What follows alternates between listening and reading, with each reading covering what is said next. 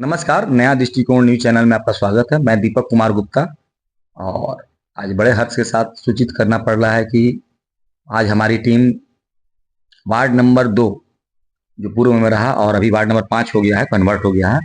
इस समय हम लोग वार्ड नंबर 5 में हैं और पुलिस लाइन के बिल्कुल ही करीब धीरेन्द्र भैया के घर, धीरेन्द्र लाल, जो सीवान में हम लोग बता दें कि ये श्री राम बाबू जो दवा खाना है, जिसको हम लोग सीवान में मेडिसिन किंग भी जानते हैं। यानी जो दवा खाने का अंदाज है शहर में इन लोगों ने चेंज कर दिया।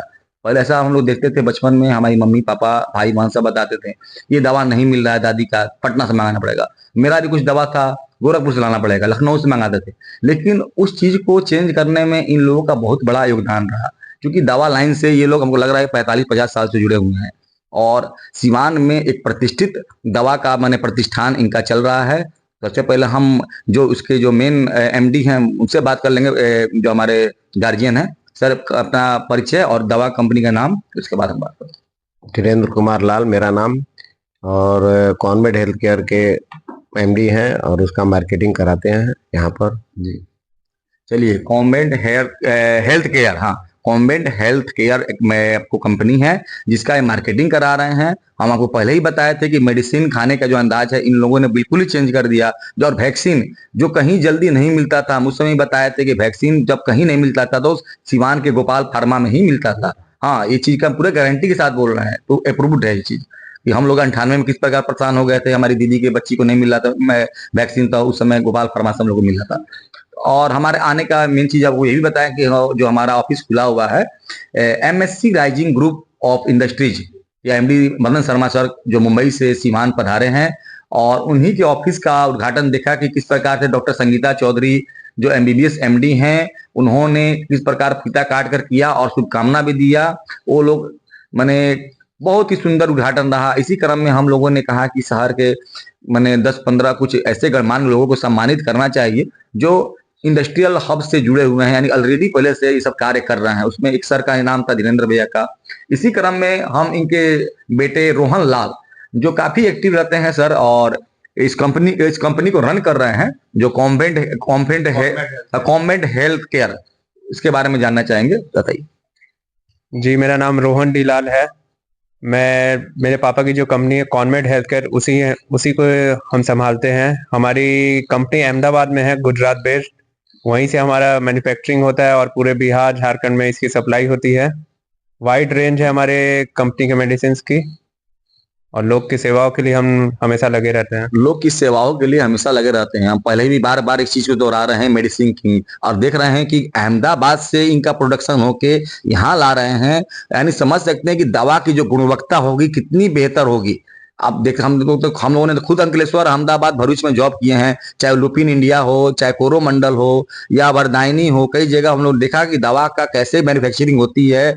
हम लोगों ने नियो फार्मा यानी कई बड़े बड़े प्लांट को हम लोगों ने देखा वहां पर, उसको सर्वे भी किया उस कंपनी के अंदर जाकर कि किस प्रकार से दवा बन रहा है और किस प्रकार सप्लाई हो रही है। ये ऐसा कंपनी का मैं नाम बता रहा हूँ, लुपिन है चाहे नियो फार्मा, इंटरनेशनल लेवल का कंपनी है। तो कहीं ना कहीं आप समझ सकते हैं कि दवा की जो गुणवत्ता होगी कितनी बेस्ट होगी। एक बात को हम ध्यान आकृष्ट करना चाहेंगे, इन्होंने बोला कि अहमदाबाद में फैक्ट्री है और हम लोग यहाँ दवा मंगा रहे हैं और उसको सेल कर रहे हैं। इसी क्रम में मदन शर्मा सर जी ने ये बताया कि हम यहाँ इंडस्ट्री लगाने के लिए आए हुए हैं और मुंबई से आए हुए हैं। दोनों ही बात में आप देख रहे हैं कितनी विषमता है। अगर हम यही चीज बोले कि रोहन डी लाल सर, अगर आप सीवान में मैन्युफैक्चरिंग हब को कर लिया जाए, और जैसे कि सर बोले कि मेडिकल इक्विपमेंट, हम दवा के बारे में नहीं बात की, मेडिकल इक्विपमेंट के बारे में बताएं कि हम यहाँ लगा रहे हैं, तो धीरे धीरे हो सकता है कि सर इस पर भी काम कर लें। तो क्यों ना, हम लोग बिहारी हैं और बिहारियों की अस्मिता की रक्षा करने के लिए इस प्रकार से आप लोग देखा कि कोरोना में हमारे लाखों बिहारी को परेशान किया गया। वो लोग को कंपनी वाले ने पैसा नहीं दिया, यही अहमदाबाद वाले हैं, यही गुजरात वाले, यही मुंबई वाले हैं। वो लोगों को 200-500 देकर जबरदस्ती घर से निकाल दिए, रूम से निकाल दिए, कंपनी से निकाल दिए, किस प्रकार परेशान किए। तो क्यों नहीं उसको अस्मिता की रक्षा करने के लिए, बिहारियों के नाम को बचाने के लिए हम लोग इस चीज को करें। ये बहुत अच्छा कदम होगा कि यहाँ उद्योग लगे। चलिए, तो इनका समर्थन यहाँ मिल गया। और इसी क्रम में बस हम 2 लाइन जानकारी लेना चाहेंगे कि जो धर्म पत्नी है इनसे भी हम बात कर लेना चाहेंगे। क्या आप कहेंगी मैडम? जी, मेरा नाम मयूरी रोहन लाल है। मैं भी बताना चाहूंगी, मुझे भी बहुत अच्छा लगा, इनके बात से मैं सहमत हूँ कि यहाँ पे भी उद्योग लगेगा तो बहुत अच्छा होगा, बहुत लोगों को फायदा होगा, पूरे बिहारियों को फायदा हो सकता है इससे। चलिए, बहुत फायदा होगा और पूरे बिहारियों को फायदा हो सकती है। देखिए, ये बिहार में बहुत बड़ा, आप बताइए तो ये माने डिसबैलेंस है, विषमता इसको बोला जाएगा। तो आप देख रहे हैं कि 35 साल से दो सरकार ने कैसे उलझा कर सबको रखा, और एक सुई का कारखाना तक ठीक से नहीं लगा। बहुत ऐसी नहीं, हम ये नहीं बोल रहे हैं कि कारखाना नहीं लगा है, लेकिन जितनी जॉब क्रिएट होनी चाहिए थी वो क्रिएट नहीं हो पाया। जो हमारे बच्चों को अहमदाबाद मुंबई से भगा दिया गया कोरोना के काल में, नोटबंदी काल में, वो बच्चे पढ़ लिख कर हायर एजुकेशन लेकर टोटो चला रहे हैं। वो 500 हजार 2000 रुपया कमा रहे हैं, लेकिन क्या वो टोटो चलाने के योग्य हैं? वो तो काफी हाई क्वालिफाइड है, उसको क्यों नहीं वैसे जगह काम कराया जाए? बस इसी संदर्भ में हम दो लाइन मनन शर्मा सर से बात कर लेंगे कि जो उन्होंने ये बात कहा कि दीपक जी मैन्युफैक्चरिंग हब खोल रहे हैं, और एक नहीं है, ये ग्रुप इंडस्ट्रीज की बात हो रही है, हम एक की बात नहीं कर रहे हैं। आपको तो हम एक का ही नाम बताए हैं, मेडिकल इक्विपमेंट, लेकिन सर का सपना था एमएससी राइजिंग ग्रुप के बैनर तले, पहला इनका सपना यही था कि हम लोग इलेक्ट्रॉनिक्स, बड़े बड़े मॉल बन रहे हैं, होटल बन रहे हैं, कोई सीमान रहा नहीं। ये तो दिल्ली बॉम्बे वाला बात आ गया, ऐसे ऐसे बहुमंजिला इमारतें बनी, हॉस्पिटल बने, मॉल बने, तो और भी बन रहे हैं, हर किसी को इलेक्ट्रॉनिक्स आइटम चाहिए।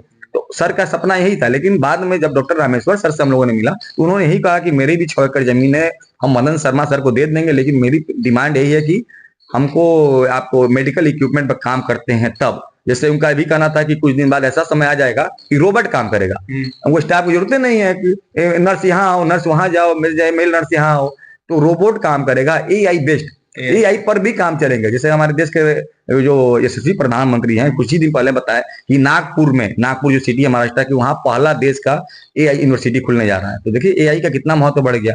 सर क्या